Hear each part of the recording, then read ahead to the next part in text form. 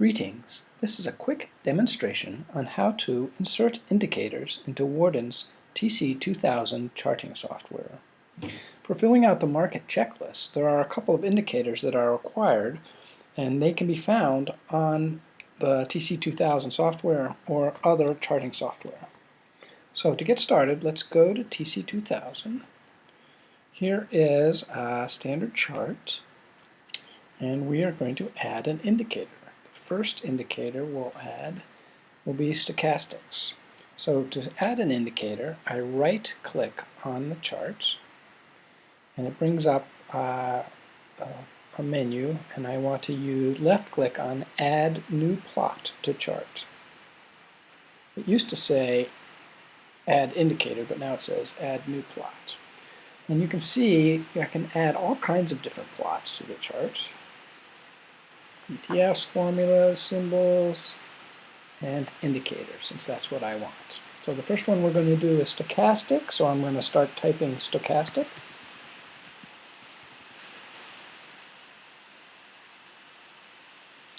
And it comes up, and I want the stochastic indicator, not a PCF, but a stochastic indicator. That, and then added it down to the bottom of this chart. Now this is not the 10.4 stochastic, it is the 12.35 stochastic. So we're going to need to edit it to make it the 10.4 stochastic.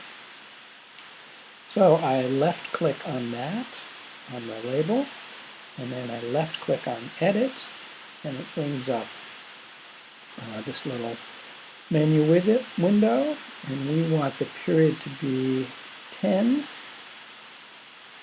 And we want the moving average to be 4. And there we have it. And that's the 10.4 stochastic. And it's going to be the brown line right here.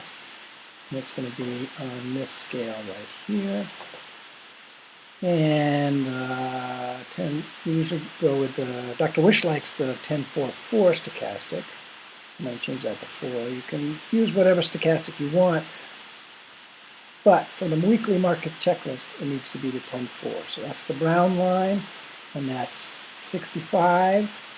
And that means that it is not less than 25 and not greater than 80. So I'm going to leave that blank. Okay, so there's is the stochastic on the chart. Now the other indicator that we want to add is the Bollinger Band. And so we want the 15.2 Bollinger Band. So we're going to do the same thing we did before. We're going to right click on the chart and add new plot to the chart. Left click and indicators, and then I'm going to start typing Bollinger. Make sure I use 2 L's, and then we have Bollinger Bands, and we want just the regular Bollinger Bands. Okay? Now it brings us up with a choice. We could put a Bollinger Band around the stochastic, or around the volume, or around the price. And we want to put it around the price. So then we're going to make sure that I click on the price indicator there, and it shows the Bollinger Band. Now this is the 22 Bollinger Band, and we want the 15.2 Bollinger Band.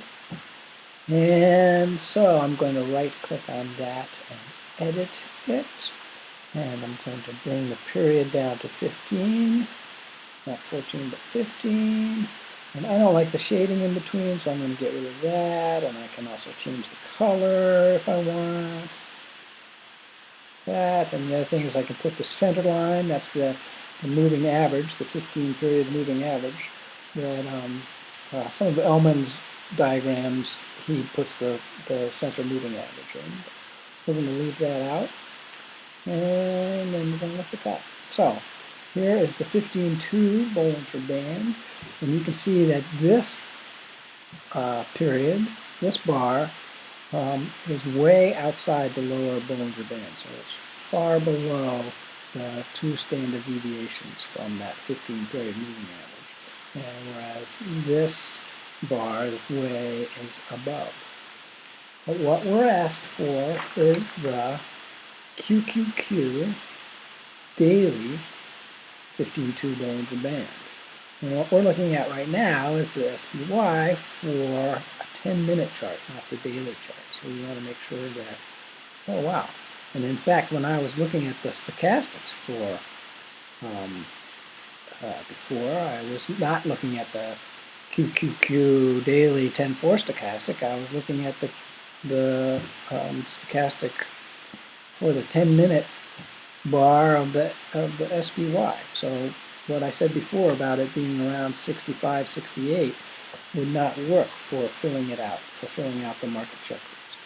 So what we need to do is go to a daily chart. I wonder if any of you caught that when I was doing that. And we want to go to the Qs, QQQ.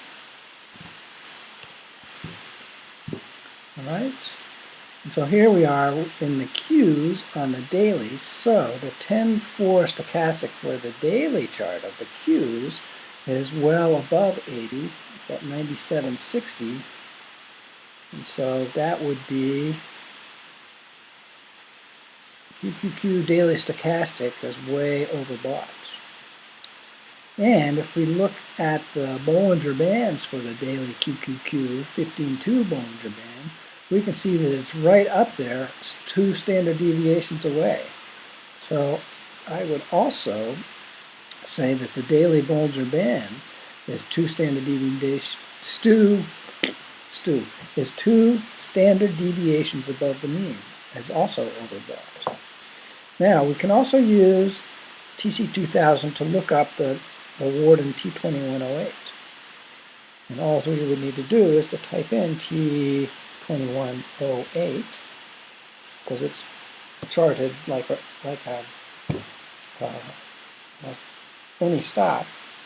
And we can see that it's at 59, so it's hovering around 60 right now. And that means that it is not less than 20 and not greater than 80. So that it is neither of those, neither overbought or oversold.